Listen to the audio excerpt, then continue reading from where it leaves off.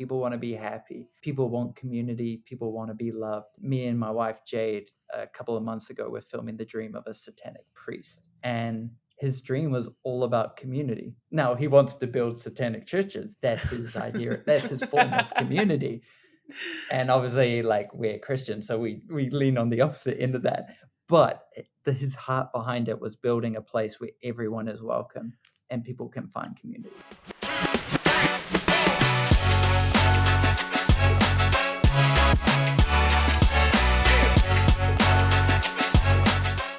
Welcome to ChampionThis with Brianna, Salvatore, Dueck, and Chelsea Poppens, where we share the incredible stories of athletes and entertainers who are using their platforms to create positive change in the world and the communities they live in. We are so excited today because we have our good friend Fraser Grut on the podcast. Fraser is the founder of the 10,000 Dreams project, I should say. 10,000 Dreams is a project where Fraser is recording dreams of 10,000 different individuals and has really already, I think, recorded over 2,000 dreams, if not more to date, but really has felt a huge call and a passion and a purpose towards this project. He is also a New Zealander. He is married to the powerhouse woman, Jade, who's also partnered with him on the project. But yeah, it's such an honor and a privilege to have you on the podcast today, Fraser, to get to share your story. Guys, so cool to be here. Thanks for having me. Yeah, of course. Well, we're super excited. We had the chance to dig into some of the people you've already interviewed. So I'm really excited to hear a little bit more about what started it. Could you tell us what inspired you to start the 10,000 Dreams project? Absolutely. So it was December the 8th, 2016, in a cafe in Auckland, New Zealand, like deep in the bush. And basically, I made a bet with a mate that I would film one dream every single day for 1 year. And it was called 365 Dreams. And I hated it for like the first 100 days because there was no purpose behind it. There was no mission. It was just to prove my mate wrong. And I was begging family and friends to do it. And then I ran out of family and friends to film the dreams of. So it slowly expanded out. And then about 200 days in it somehow became 10,000 Dreams because I thought the name sounded cool. So I overnight changed it to 10,000, told everyone I was going to film 10,000. And without realizing, I kind of signed up to a lifetime of filming dreams. So I've done it for eight years now, and I've done 2,100 dreams. So I'm like 21% through. You do the math, how long that's going to take. You said it's a lifetime. Pretty much. But you also mentioned like in our prep call that you kind of did it out of spite of your friend and your mate. You're like, I said I was going to do this and I was going to do it. Oh, 100%. Yeah. And now we just laugh about it. He's still one of my best mates. We just laugh about it now. It's like, what? This was so not the plan.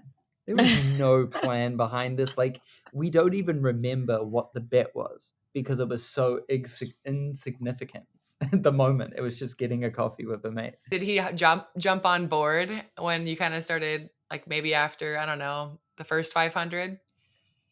Well, he was like dream 40 or something. So for some reason, he wasn't even the first one. So he dodged me for like a month before he wasn't going to help you in the bet. Why would he?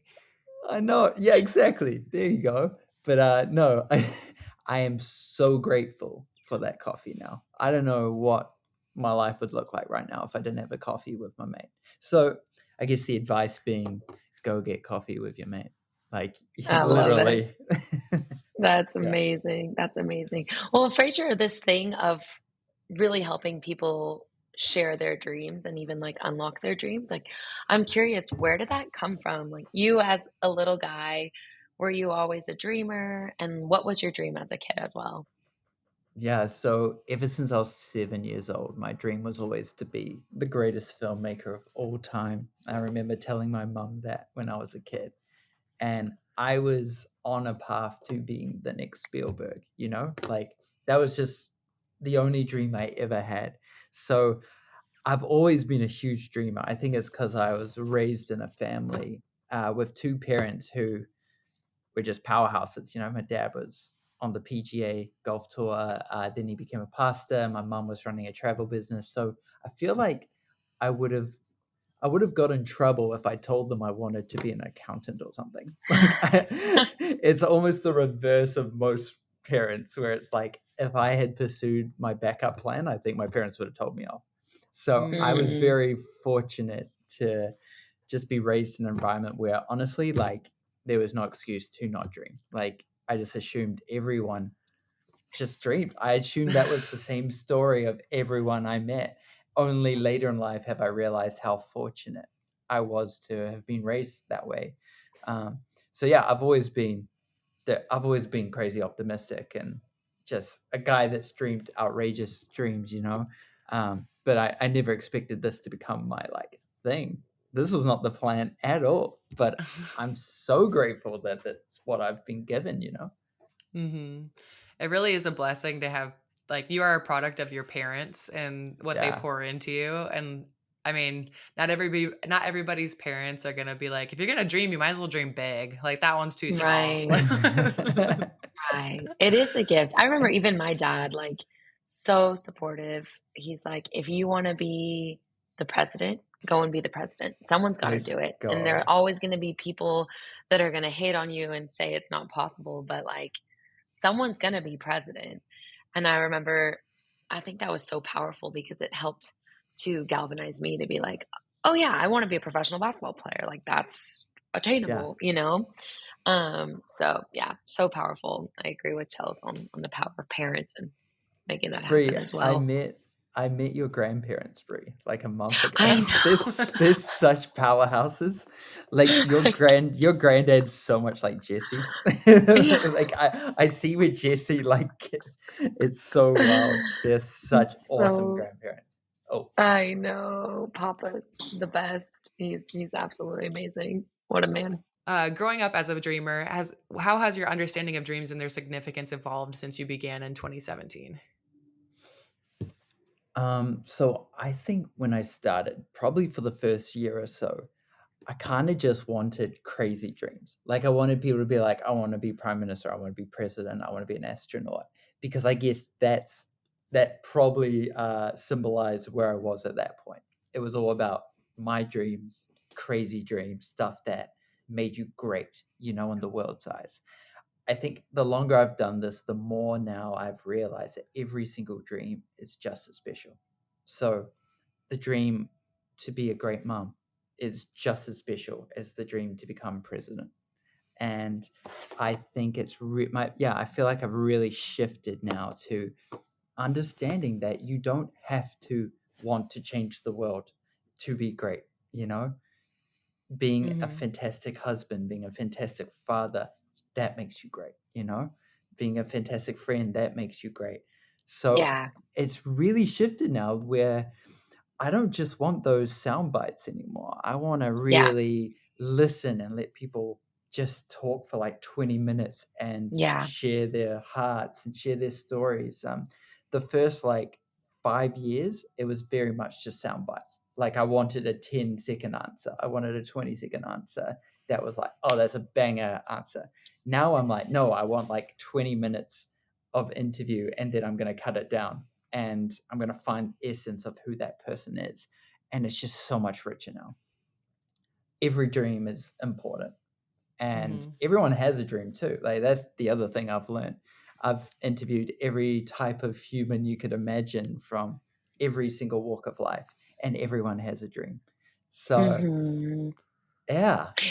yeah. It's powerful too, because like for our listeners, for context, and I should have teed this up in the beginning in the intro, but Fraser has interviewed like 6 prime ministers. He's interviewed major celebrities and athletes, from Tony Hawk to Mila Kunis and Ashton Kutcher.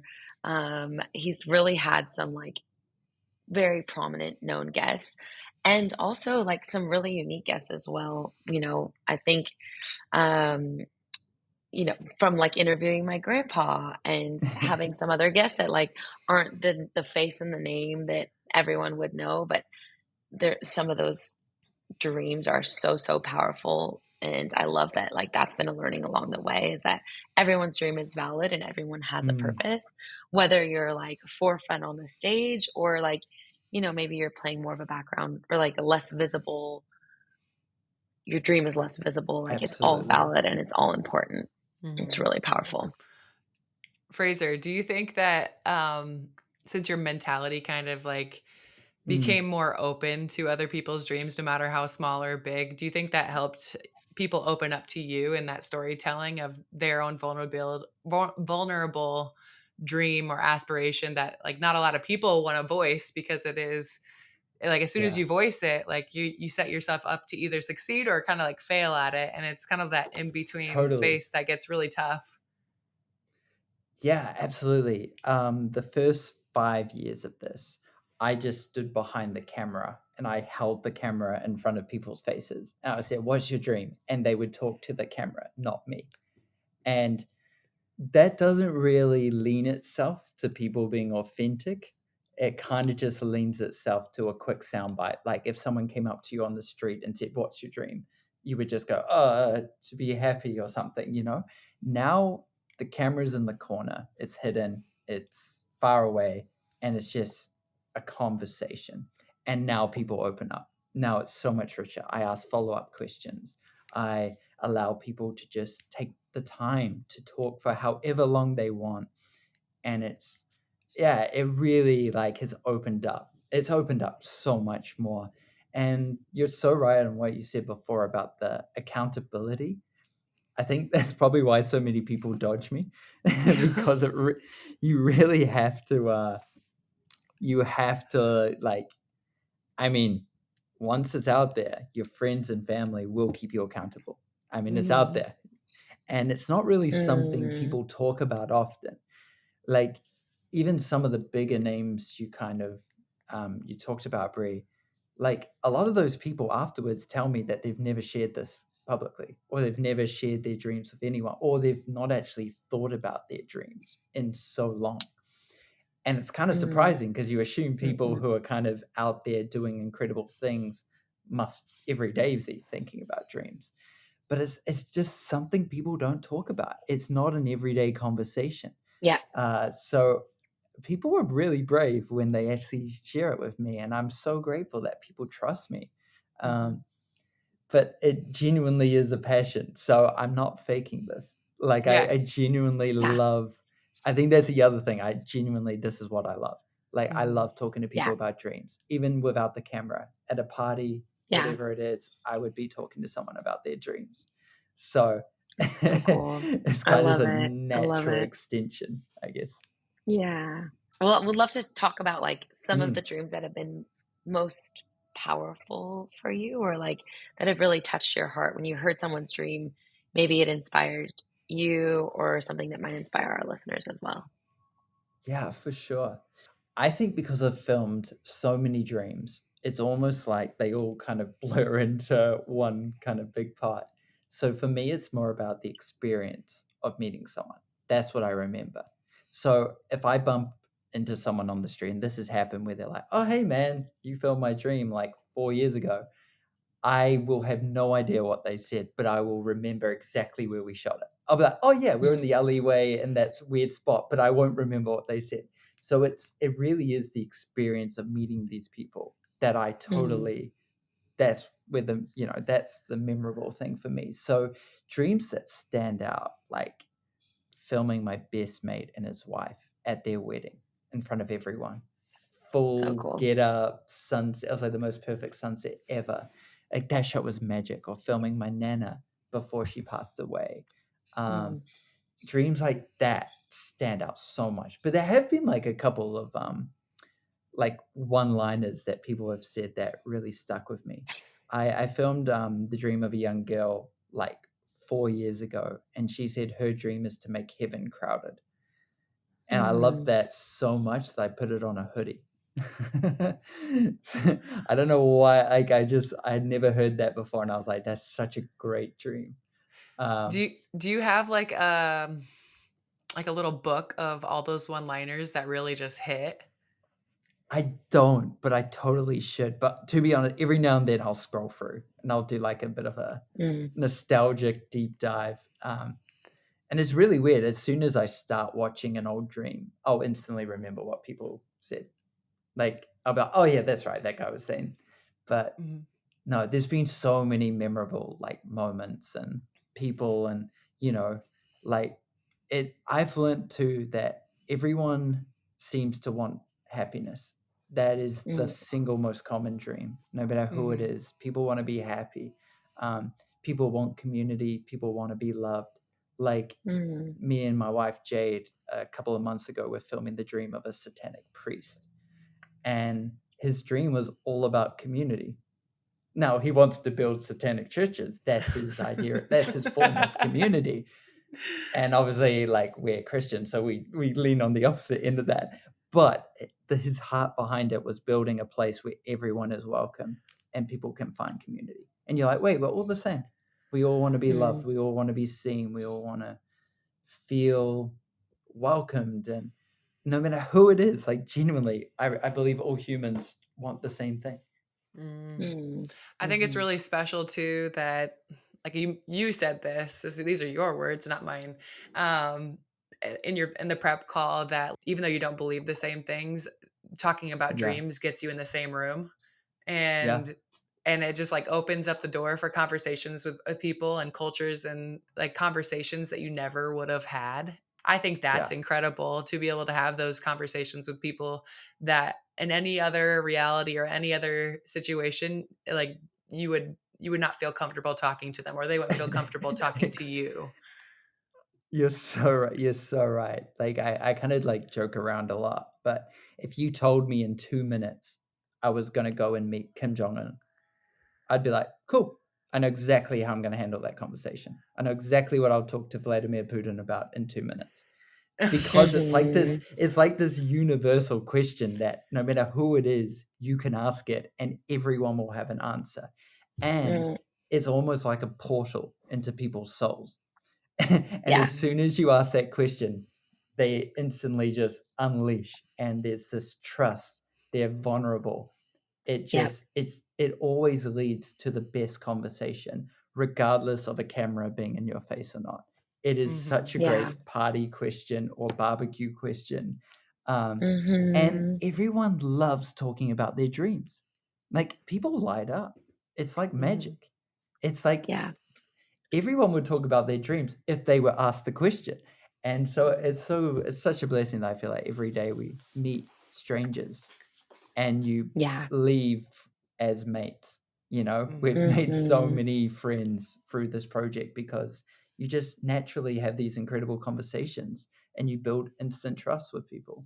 So it really is a blessing, that we get to do this. Yeah. Speaking of some of those big names, so like Ashton Kutcher and Mila Kunis, what was it like interviewing them and some of the big names? What was that like, and having the opportunity to share their dreams with the audience? Was it pretty nerve-wracking?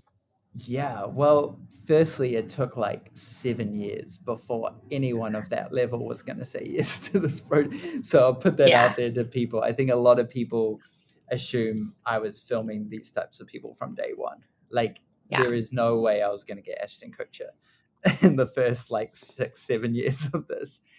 But I think he was the first like person of that like, had done prime ministers before that, like kind of smaller celebrities, but he was the first person that I think really validated this whole project. And I just sent him a cold email, totally out of the blue.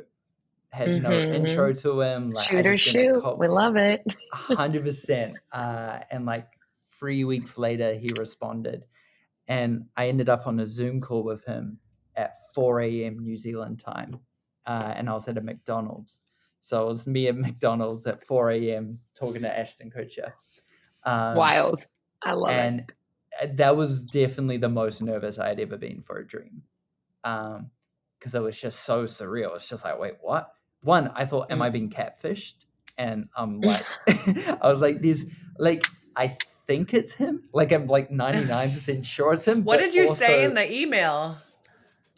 Oh, I just shot my shot. Like, I've sent Shooters 40. too, like we said. I've sent 40,000 cold emails since I started this. Well, 10 even years like ago. in So I in the just, video of it, he was like, "You said all the right things. Like you really Yeah. got me." And they, well, you know what it is? I read a thing on Google a little while ago about tips to cold emailing, and I pretty much break every single rule that is known in the business way of cold emailing. Like, I'm just myself. I'm like, yo, sup, bro? What up? Like, let's freaking do this, dude. Like, emojis. Like, I'm like, man, I'm 100%. I am not professional. But unorthodox.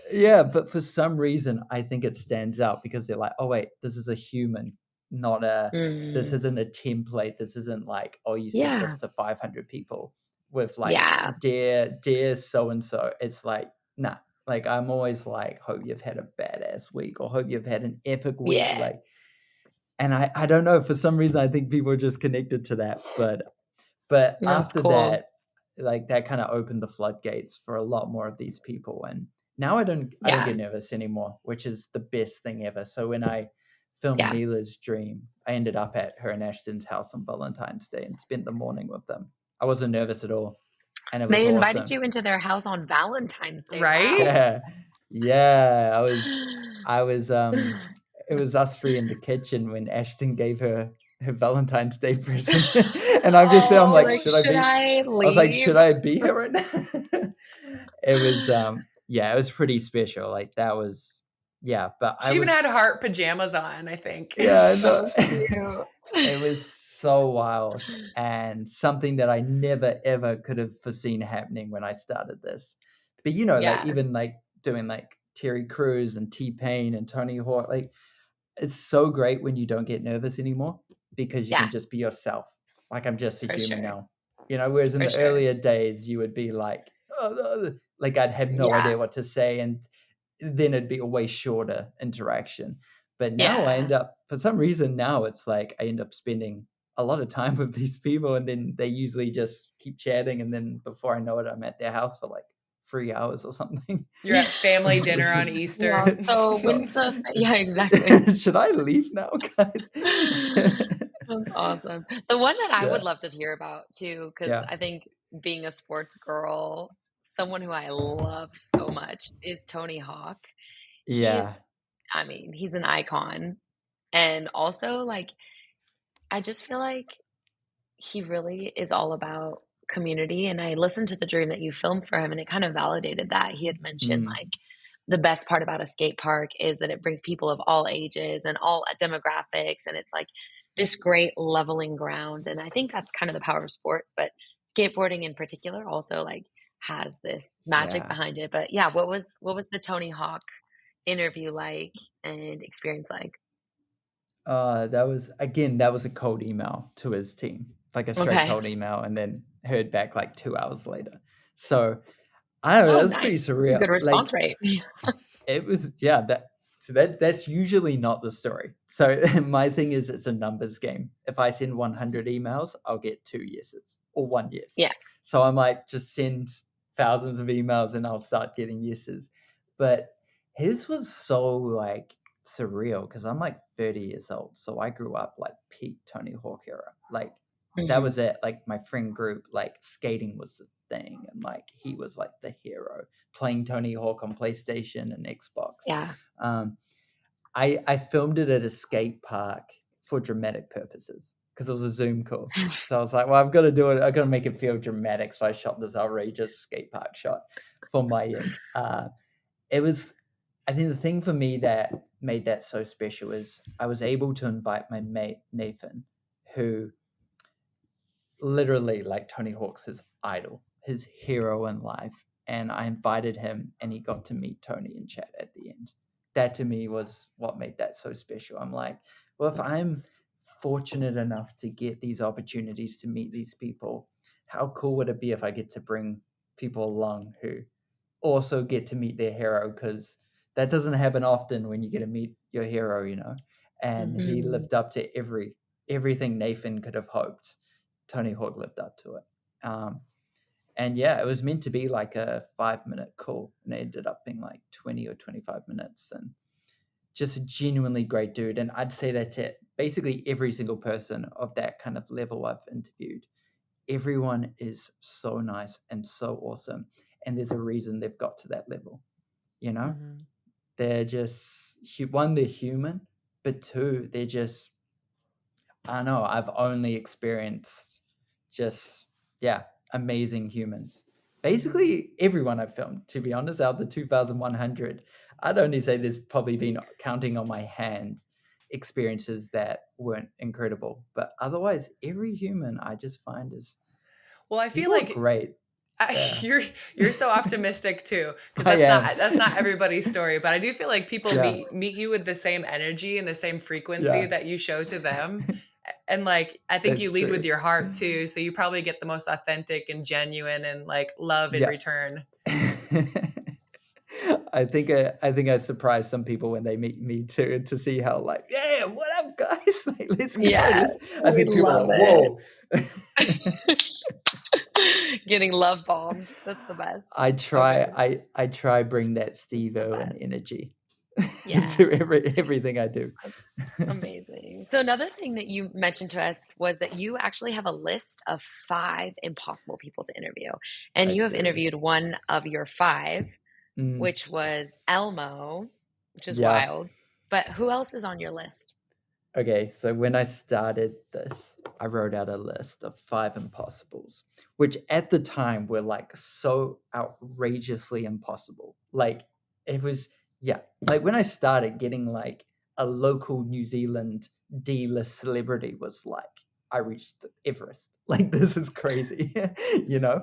So I wrote on that list Steven Spielberg, Justin Bieber, Roger Federer, J.K. Rowling, and Elmo on Sesame Street. And I filmed Elmo on Sesame Street last year, which was so like crazy. And I flew to Melbourne for 10 minutes. So basically, the Sesame Street publicist was like, if you can come to Melbourne, we'll give you 10 minutes with Elmo. So I literally just flew to Melbourne for that interview and then went back home.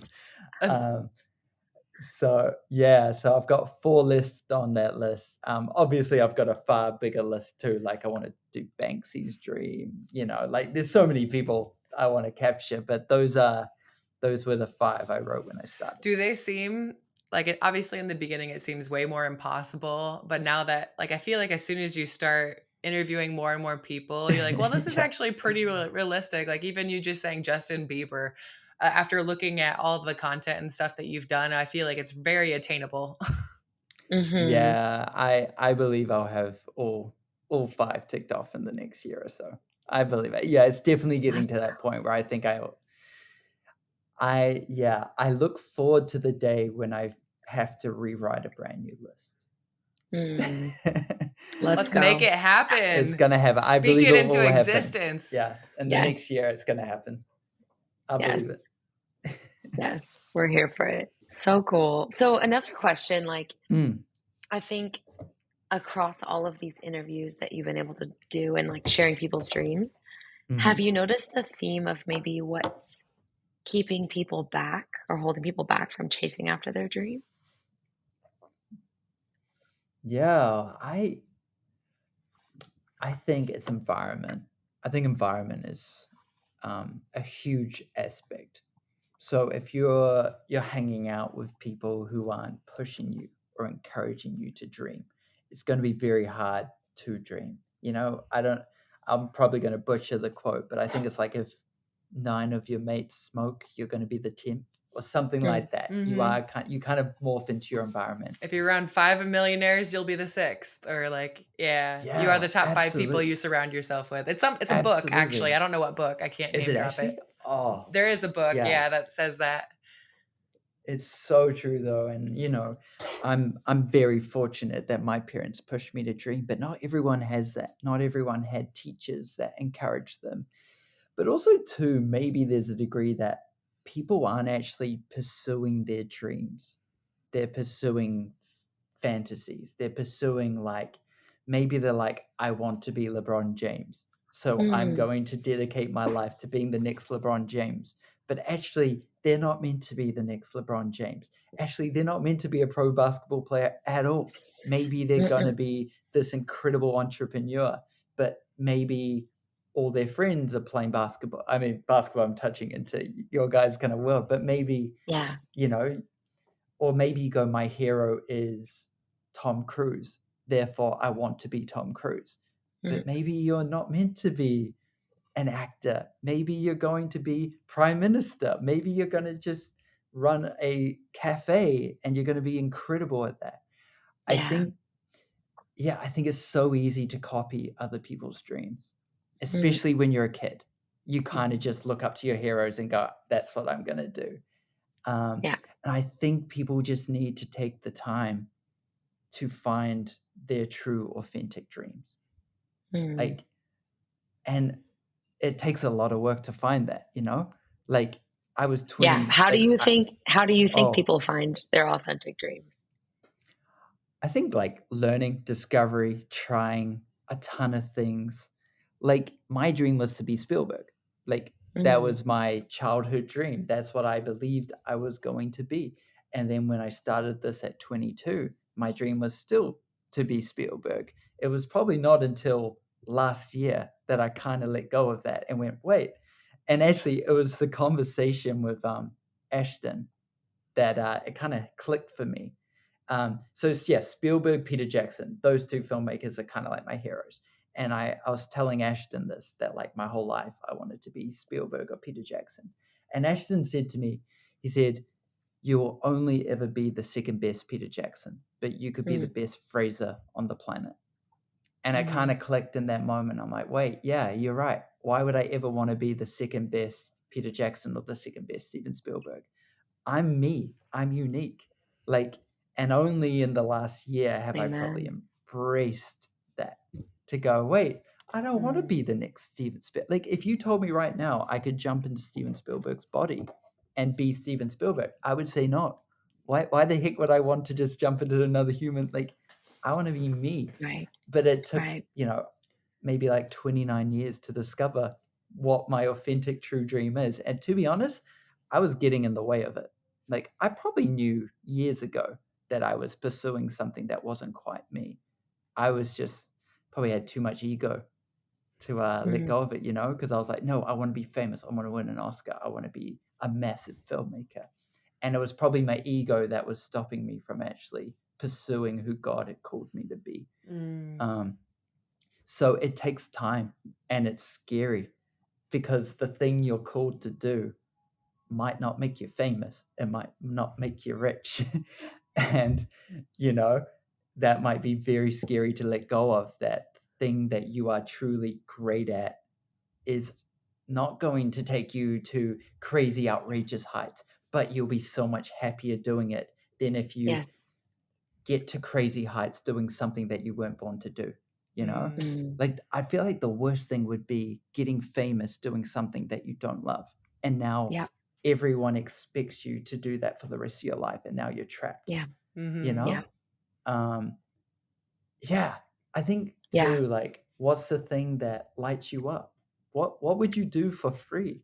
Like, that's the thing. Like, I've never been paid to do 10,000 dreams, but I still do it every single day because I love it. It's my passion. And that doesn't mean that like every day you're going to be happy. Like, of course it's going to be tough and you're going to want to quit and everything. But what is the thing you do in your free time that brings you joy? Not what's the thing that your friends tell you you're good at? What's the thing your parents tell you you're good at? No, what's the thing that you genuinely love? Yeah. What a beautiful word, Fraser. You just preaching over there. I'm sorry, I probably went way away from the question. No, you're good. It really is it's so beautiful. Like, it's a double-edged sword too, because at the same time, the people you aspire to be had to dream of aspiring to be somebody else. Because if you can't see it, you typically can't dream it. And everyone has to figure out what that looks like in their own time. It's crazy. It's beautiful. Yeah, I love it. And I think too, like, I had heard a word once when it comes to dreaming to like pay attention to your tears. What is causing your heart to swell up with like joy or sadness, or like what tugs at your heartstrings? noticing that, like, what movies are you crying in? For me, every time I watch Remember the Titans, I'm like, oh my Yes. gosh, Yes. reconciliation through sports. This is the freaking best thing I've seen. And it makes sense because I'm like all about sports and impact. And like, I think that's a Yeah. huge part of my own purpose and my why. But I think being able to pay attention at like, who did God make me to be? How am I wired? Mm, And really, really leaning into that and paying attention to that rather than like, what does the world say I need to be? Or how do I fit into this mold of mm, success? But really like being so in tune with like who God made you to be and leaning into that and going after that and being unafraid. But it is hard and it can get, I think in today's world where there's so many distractions and so many things calling for yeah. our attention, to really stay true to your authentic dream and your authentic purpose is a challenge, but it's so worth it. Mhm. It's awesome. Absolutely. Where I gotta ask you guys, what is your dream? Oh. I was trying to word it in a different way. I was like, wait, why am I just He only say, has what's your you're like, dream? you got No, one question. I got one line. I Like, know. that's my one line. What am I trying to rewrite it? Me and Chelsea were literally just texting about this. I'm like, are you prepared with your dream? Because I have a feeling He's gonna flip we could get that it. question. Oh, and I was like, I don't know if I have an answer right now. I'm in between redreaming and Between dreams, I reshaping, like that. and I'm doing it blindfolded. I like it. I was like, I'm just trying to figure out what sets my soul on fire. I'm like in one of those Mm, seasons of Mm, like I do think your dreams, like you hit a dream. Like I hit it going to the WNBA, playing professional basketball overseas for such and such years, and you got to redream, and then mm, you hit another milestone, and then you're like, I got to figure out like how to reshape the dream as you yeah. kind of expand. And so I'm like, I don't know. I gotta like, I don't know. I'm in it right now. I'm in it. yeah, so Wait, What good. about it's you, actually Bree? wait, hold up. Follow-up question. I've got a follow-up Yeah, question for yeah. you. We're Wait, flipping the script. It's we actually really Fraser's Champion This podcast. this is the first episode of my new podcast. Yes, Um, exactly. wait, so you made it to the WNBA, which is so awesome. And you know how many people on the planet dream of becoming a professional athlete and how few actually do it. So one, that's outrageously inspiring. But like, what was the dream when you were a kid? Was it to be in the NBA? Was it to be in the WNBA? What was that journey like for you? Um, it was to be in the WNBA. Yeah. Where I got that notion, I think I saw it or I heard it, Mm, and I like basketball, and then I was like, that seems like a risky dream. I'm gonna say it out Mm, loud. yeah. And then I wrote it in like an essay in 6th grade, and the teacher was like, you realize that only like 1% of people actually make it to that level, like kind of crushing. And I'm like a stubborn Yeah. redhead kid. And I'm just like, well, now I gotta do it. Watch me. Hold my beer. I'll show you. Yes, Yeah. Eat it. that's amazing. That is Love that. so awesome. My gosh. No, genuinely, I'm not just saying that. Like that's yeah. I think that's so impressive. Thank you. I Thank you. agree. Yeah, I agree. I think like any thank you. I'm not to downgrade my dream, but to the same point, like God had to reshape that dream. I Yeah. got there, I had a bunch of knee injuries. I had like a lot of setbacks where God was trying to like shift my mindset, or like maybe basketball was my idol and he wasn't my Mm, idol, and he needed me to like re-identify myself, relabel myself, and relabel like mm. maybe setting me up for the next dream. I think outside of just my identity. But Charles, so when you're a kid, was it to be like, I'm gonna be the Michael Jordan of the WNBA and I'm like gonna be the GOAT? Or was it just to make the WNBA? This is going to sound so ignorant of me. Like, I don't think I actually knew who was really good. I knew of Michael Jordan. Yeah. I think I just saw that as a very like aspirational dream and an Yeah. impossible dream, kind of like your list of impossible people. And I was like, this Yeah. seems like an impossible dream. And I'm from a small town in Iowa and nobody I know has done this. And I was like, Yeah. why not? Why not do it? Like, say that's my dream. The worst I could do is fail. Yeah. Love that. So sick.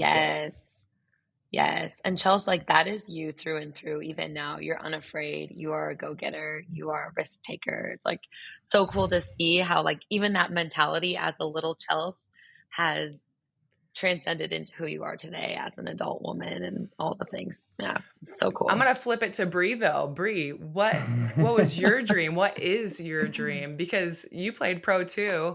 Was that always your dream? My first dream was to be the next Britney Spears. That was my first dream. I'll be honest. Yes. I wanted to Let's be a go. singer. I had created this little band called the Butterfly Girls with a couple of my girlfriends. And we would make up songs in the backyard. It's so cool. But then once I did start playing basketball and started to get good at it, that became my new dream, was to be a professional basketball player. And yeah, honestly, like it really was a dream come true to get to play professionally. And yeah, I don't know, such a blessing. It was really, really cool. But thinking about kind of redreaming, and I think a dream that transcends just being a good basketball player.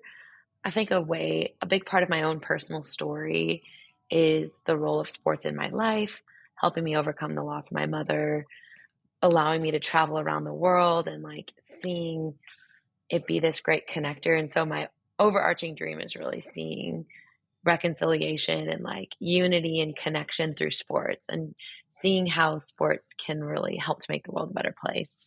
Yeah. And then specifically, like, I'm also kind of in a season of like redreaming next steps and thinking through, okay, how does that overarching like why come to life in what I do? And so I don't know, it's a little vulnerable to say, but I think a dream is to start my own business and to work with professional athletes and helping them uncover their own purpose and passion and being an agent representing them. So yeah, that's it's very vulnerable to say. It's out there. It's recorded. Yeah, it's live out here.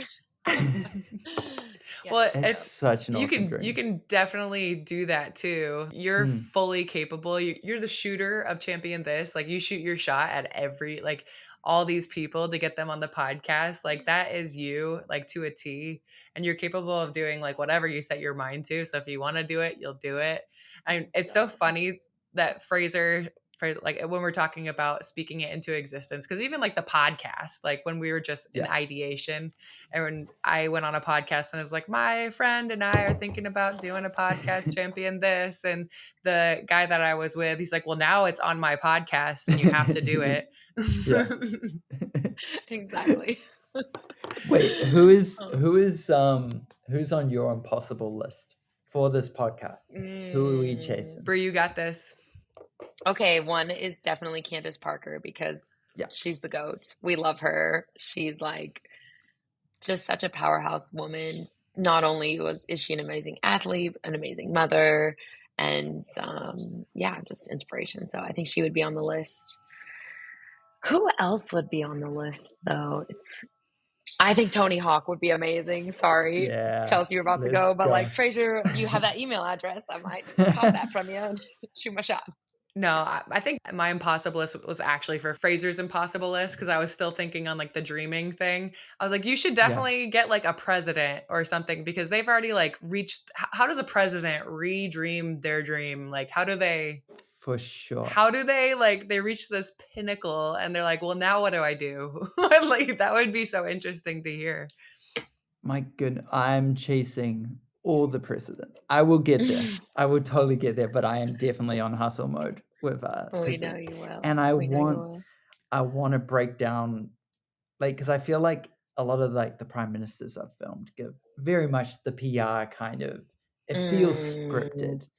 I want to get a president and actually like put all that scripted stuff away and be like, no, like let's open up here. Like, what is your dream? Like, I can't wait for that moment. It will happen. But I wonder who will be the first president. That would be totally. That'd be really awesome. That would be Yeah. cool. All right, to get us back on track just a little bit. Sorry. I love it. I love a little detour. We would love to hear some of the challenges that you've actually faced in convincing people to open up and share their dreams with you. And do you have any like tactics or ways that you help overcome that kind of obstacle or pushback to sharing their dreams? So do you mean like if someone doesn't know what their dream is, or do you mean by Like- accessing certain people? Well, maybe it's more along the lines of like people who share a dream, but you have a feeling it's bigger than what they're sharing. Like, is there a way that you okay. can coax them into actually like letting it out there, releasing it? Yeah, I think I've come to realize the importance of the time before I hit record. So in the early days, it was very much I'd meet someone and hit record within 2 or 3 minutes. There was no personal connection. There was no trust. There was just like, oh, okay. It was an exchange. Now it's like, okay, let's chat.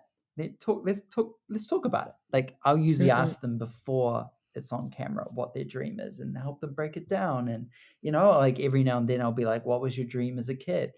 And then we just chat about it. And then I'm kind of good now at knowing, I've kind of learned when someone's given me like a kind of full answer or whether someone's holding back. I can usually sense if someone has more to give.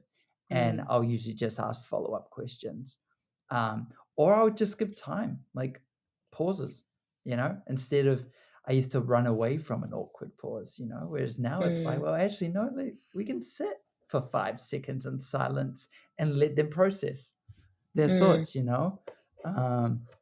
but it is very special when you ask someone what their dream is and then they end up, in tears, that's always so special. And that's like, there's some answers I've heard where you're like, wow, like that person really like shared their soul with me.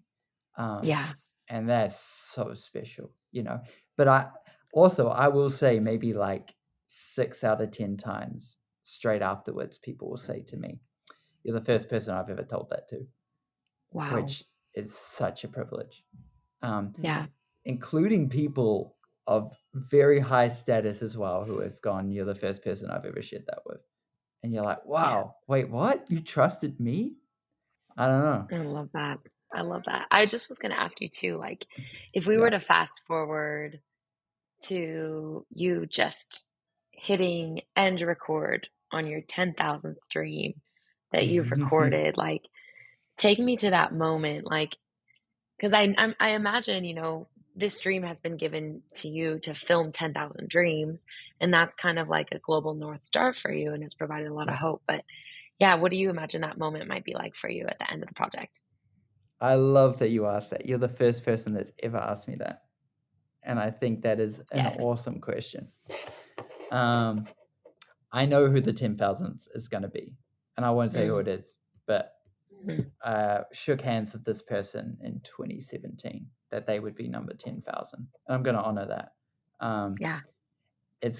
I do every now and then stop and think about it, but it's so weird. I feel like it'll be a really sad day. Like, I don't think there's going to be much relief.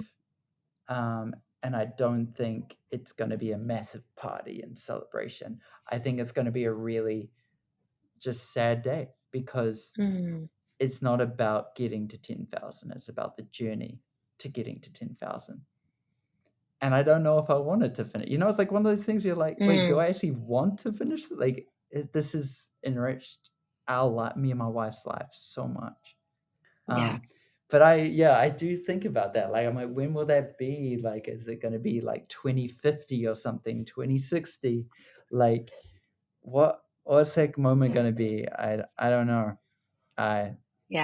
It'll be, I think it'll be a surreal journey. It's like, this is my Everest, Like, I wonder if, like, how did Edmund Hillary feel when he got to the summit of Everest for the first time? Was he like celebrating, or was it kind of like, okay, cool, it's just a view, nice. I need to get back down now. Like, it's almost like the adventure of getting to the summit is so much funner than actually standing at the summit, you know? And Mm. I'm going to get to the end Amen. of this. Yes. I know I'm going to get to the end of this and be like, oh, wait, 10,000 is not enough. I should do more. Or, oh, I didn't do everything I could have. I didn't milk it. I should have done. I probably will start overthinking it. Like, that's just my nature of going, I could always do more. But Yeah. I think I'll need to get to a place where I can let go and just trust that maybe this chapter of my life is done and now God's got something so much more exciting. Well, not necessarily more exciting, but just something different for me and my wife. And we'll probably have multiple kids at that point, you know. We might even have grandkids at that point. So I don't know how it's gonna feel, but I like you asked that question. It's the first time I've actually talked about this ever publicly. I mean, that's a great answer too. You're like, it's a time of mourning and a time of celebration at the same time. Is there, Yeah. like, obviously it's a deeply personal like dream to reach to 10,000 dreams. Is there any broader like social impact that you're trying to achieve on this journey too? Yeah, I mean, this has been my wallpaper since in the last like year. So I want Watch Your Dream to be on the cover of Time magazine because I genuinely just want to help the entire planet dream. I want this to change culture. I want Watch Your Dream to become a part of conversation globally, kind of like everyone on the planet.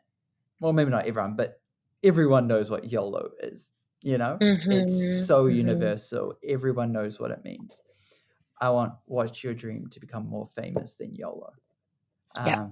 And I used to want my face to be on the cover of Time magazine. It's more about the mission now. I'd rather Watch Your Dream become famous, you know? That is so powerful. And what is more like nobler than understanding your purpose on this earth? You know, like what is your dream? Like what are you made for? Why did God like knit you together? And it's so good. Yeah, I love so it. I'm a big dreamer, you know? I'm definitely, Yes. there's no small dreams. It's all crazy, audacious dreams. But You keep it's good just, company. it's the way I'm wired, you know? Like you just gotta lean into who you are. Exactly. I was gonna ask too, Jade is amazing. You've talked a little bit about Jade, your wife. What is it like to get to work alongside Jade on this project? Yeah, so we're so fresh at doing this as a team. So Jade was a children's pastor until October last year, and like the greatest children's pastor ever. So we really felt a strong God prompting that we would do this as a team, that we would be missionaries as we go out into the world and meet with these people. And obviously that's been a journey in itself, and we're figuring out how this works as us as a team. You know, I reckon Jade's going to become more on the camera end of it too. I feel like she will definitely shine in that space. So I think it's just going to be so much more beautiful, this whole experience, you know. Why do this solo, you know? We'll go so much further as a team and as a couple than we would just me by myself, you know. So it's such a blessing finding the right person to partner with life with, you know, changes everything. You know, I was 6 years in when I met Jade, five and a half, 6 years in. So I had done this for like 1,800 dreams before I had even met Jade. So she's only ever known me doing 10,000 dreams. So was it a little tough to share kind of like your baby with her, or like have her actively like step in and start working on it with you? Was that kind of tough? Oh, totally. And we're still figuring that out, and we're still learning, and we're still trying to figure out where our strengths are. But absolutely. You know, I was a one-man team for like 5-6 years. I was doing everything. I still do a lot of just the reaching out, the filming, the editing, but it was totally a solo gig for so long. And I need to be better at delegating. I'm not great We at all do. We all do. I know. Oh, dude, That's a word. I had so much to my plate, and I need to get so much better at letting go. That's something I need to work on. Yeah. No, I feel that. You also mentioned prior to this in our prep call that I think our listeners would really enjoy is like, what did you notice between the dreams of young people versus old people?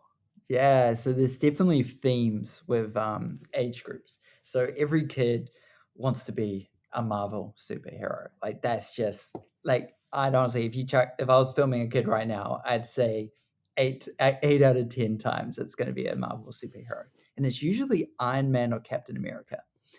And then everyone in their 20s, everyone in their 20s, it's about like the environment, sustainability, social change, Yeah. making a difference in the world. Everyone who has a kid, 9 times out of 10, their dreams are about their kids.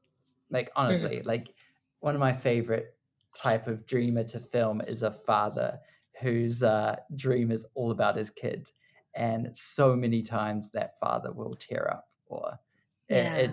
it's like they get mushy as soon as they go like, I just want my kids to dream and to.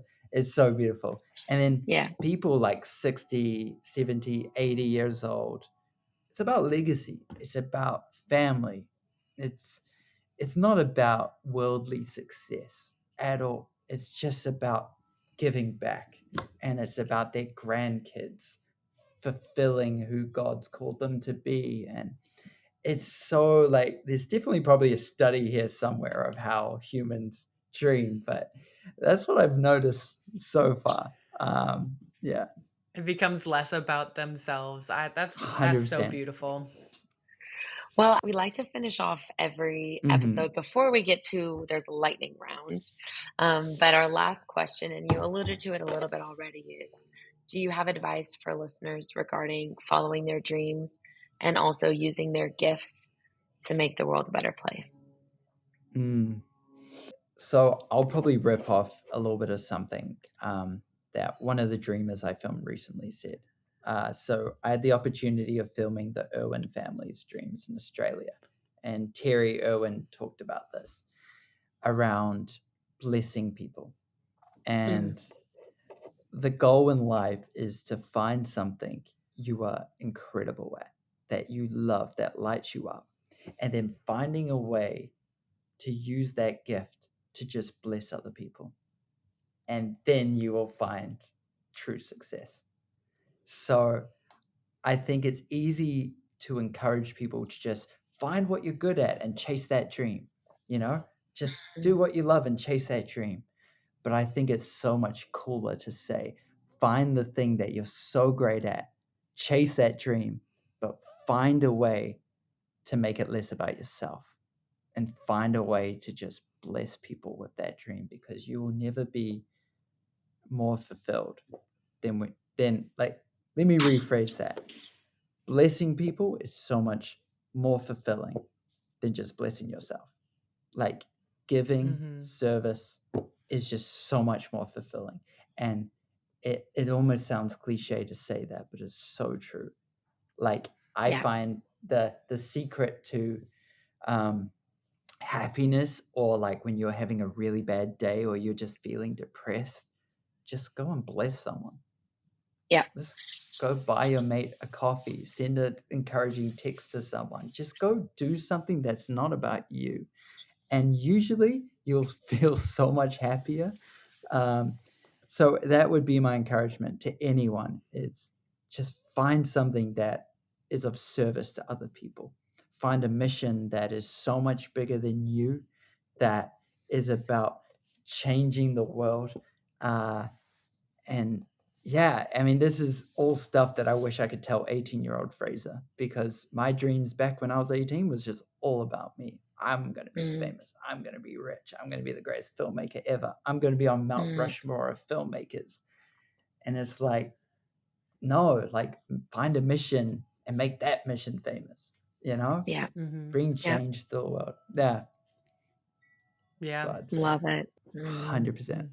All Yeah. right. Well, so we're good. at our lightning round. Pew Let's pew go. pew. Let's Let's go. go. So this is the quick questions for you to answer in about like one sentence or 30 seconds, whatever you choose. Get Bree, it to take it me. away. All right, cool. Let's jump straight into it. Fraser, what's the most interesting interview you've done? Oh, okay.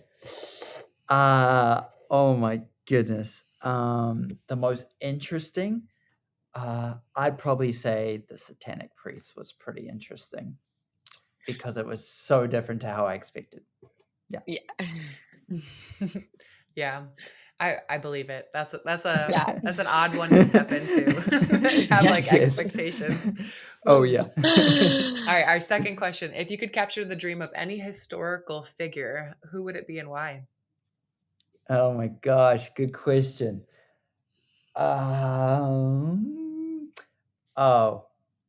Steve Irwin.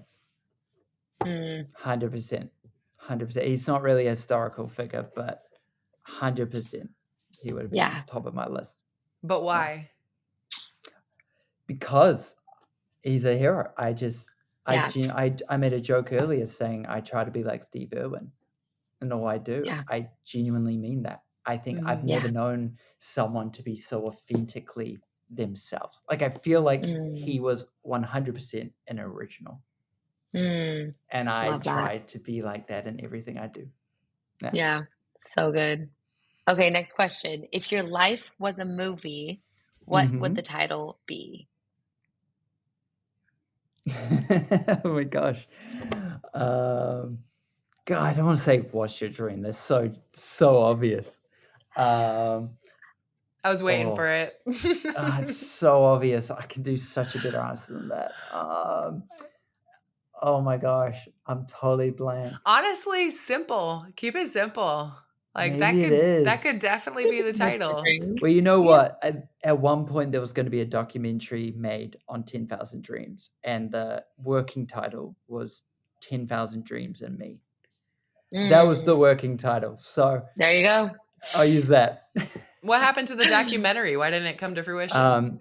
It was about to take off with Universal Studios. It was just about to take off, and then COVID happened, and it kind of all shut down. But I'm glad it was the wrong time to do it. In hindsight, it was actually a blessing it shut down when it did. But yeah. What a story, though. I know. It's so random. All right, next question. Where is the farthest you've traveled for an interview?